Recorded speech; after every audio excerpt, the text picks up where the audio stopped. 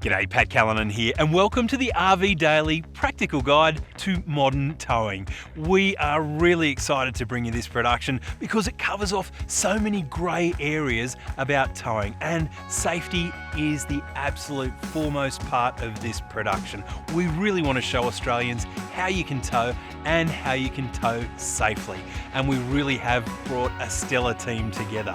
Our main presenters are John and Julie Eggenhuisen, and they have loads of towing experience. In fact, they happen to run Australia's premier towing education company, TowEd, doing practical towing courses right around Australia. One thing that I really want to emphasise is the fact that this video series is not a substitute for getting out there with your own vehicle and your own trailer and doing a practical towing course. There is simply nothing like it.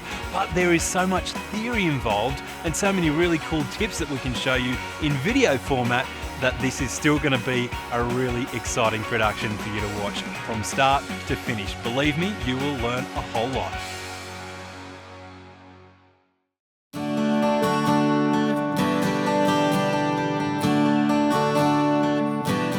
The world of caravanning is filled with a number of acronyms. It is so confusing. So Julie, how do we sort this out?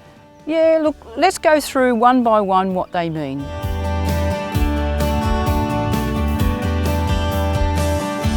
Let's start with the tow vehicle. When it leaves the factory, the manufacturer specifies a figure that's called a curb weight. While it varies, usually it includes the driver and liquids such as oil and fuel. Tear weight or mass is a term used in trucks, and as we'll see in a minute, caravans.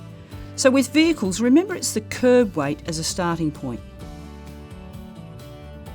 Payload is comprised of accessories you add, as well as the gear you pack and of course the vehicle's occupants.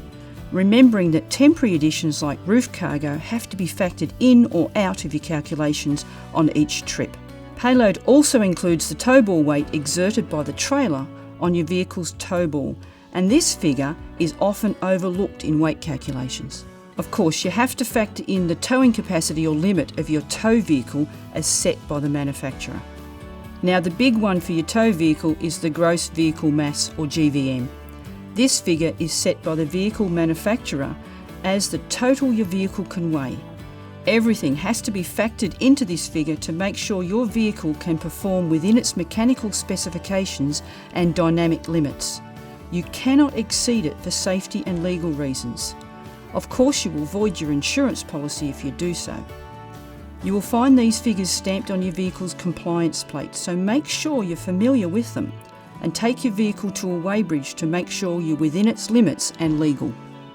Now let's take a look at your caravan. Tear mass is the caravan manufacturer's starting point.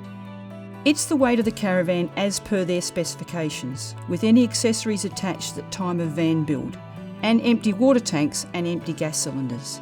Next is the aggregate trailer mass or ATM, which is the figure the manufacturer states cannot be exceeded when the trailer is given its full payload. Now payload is the same as with the tow vehicle, and all the gear you pack in, the accessories you add, the water tanks and gas cylinders you fill. Payload is calculated as the ATM minus the tear. It's important to know the ATM as opposed to the tear when working out if your vehicle can legally tow the trailer. It's no good having a towing capacity of 3,500 kilos with a trailer tear of 3,000 kilos and an ATM of 3,600 kilos. The next term is slightly confusing. Gross trailer mass or GTM. This is the fully loaded trailer. However, the figure is gained with the trailer on the weighbridge and still attached to the vehicle. This figure actually records the weight of the van exerted on its wheels. Remember, it doesn't include the tow ball weight. While important, it's less relevant than the ATM. You'll probably become mates with your local weighbridge operator, but it's crucial you get the weights correct. Pack everything for a trip and take your fully loaded combination to the weighbridge. First, while hitched, weigh the van to check the GTM. Then make sure the unhitched tow vehicle is within its GVN limit, and weigh the unhitched van to check the ATM. If you're over your ATM, then either you've packed too much and need to lose some weight, or there are questions regarding the tear that you may not have checked when you purchased the van. The overall weight of your combination, hitched and loaded, is the gross combination mass, or GCM. This is set by the tow vehicle manufacturer and is the maximum your vehicle and trailer can weigh. It's crucial that none of these weights are exceeded, and it's up to you to make sure you comply in the eyes of the law. Hopefully we've simplified the terms, and now you're set to have a great trip. So John, there's two different words there, rating and mass. What's the difference? A mass is what the trailer or the caravan actually weighs, and a rating is what it is allowed to weigh. So which one of our acronyms relate to rating? Okay, so the aggregate trailer mass, the gross trailer mass and the tow ball mass all are ratings. The trailer or caravan is allowed to weigh that much, but it may not, depending upon the load that you put in there. They will vary. So which ones relate to mass?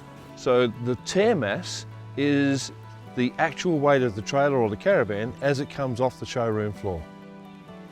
So having a good understanding of all the language and the acronyms that we use while operating a trailer means that we can be safe and legal while we're out there on the road.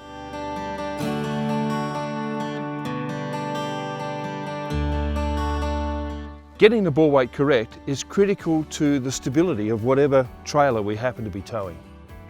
So what is ball weight?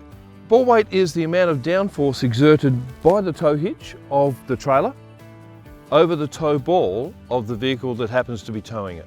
Most Australian trailer manufacturers would recommend that the tow ball weight is somewhere between 7 to 15% of the aggregate trailer mass, or the ATM. So to measure that correctly, we need a set of tow ball scales. To measure the ball weight of the trailer, place the tow ball scales underneath the hitch of the trailer and then lower the jockey wheel till the full weight of the tow hitch is supported on the scales. So now that you've got the tow ball weight, you've used the scales, that's fantastic. Is it within the 7 to 15%? If it is, fantastic. If it's not, and it's too light, the trailer could be unstable. Conversely, if it's too heavy, the trailer could also be unstable. So now that you know what that weight is, you can adjust the load within the trailer to make sure that it is at the optimum ball weight.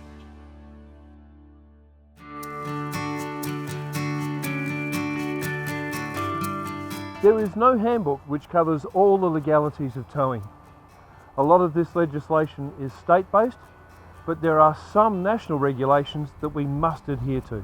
These regulations include mirrors and braking systems. When it comes to mirrors, the legislation is very clear. You need to have visibility around whatever you are driving and towing.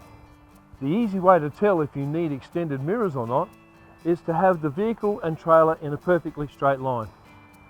Walk to the rear corner of the trailer and then look up the side. If you can't see all of the vehicle's mirror surface, then you need extended mirrors. When it comes to braking systems, trailers up to 750 kilos don't need any brakes at all. Between 750 kilos to 2,000 kilos, they can have either overrun brakes or electric brakes. It's your choice. When it comes to trailers over 2,000 kilos, they need to have brakes operated from the driver's seat. In addition to this, when the trailer has a gross trailer mass of over 2,000 kilos, it must be fitted with a breakaway brake system, which incorporates a battery which has enough power to apply the brakes on the trailer for a minimum of 15 minutes should the trailer and the vehicle separate. In New South Wales, there is an additional piece of legislation which governs the breakaway system. It stipulates that there must be a monitoring system alongside the driver somewhere in the cabin which gives either an audible or visual alarm should the breakaway battery reach a low voltage. One of the things that we quite often get asked when we're doing the towing courses or we're at the shows is, can I have a do not overtake turning vehicle sticker on the back of my trailer? Well, it's not a mandatory requirement, but if your combination of vehicle and trailer are longer than 7.5 metres combined, then yes, you can have that sticker on the back of your trailer. The benefits of having that sticker mean that you can occupy multiple lanes either when turning left or right, or even travelling through a roundabout. We've all seen trucks and semi-trailers occupying multiple lanes when turning left or right or going through roundabouts. By putting the Do Not Overtake Turning Vehicle sticker on the back of your trailer, it affords you the same rights as those trucks.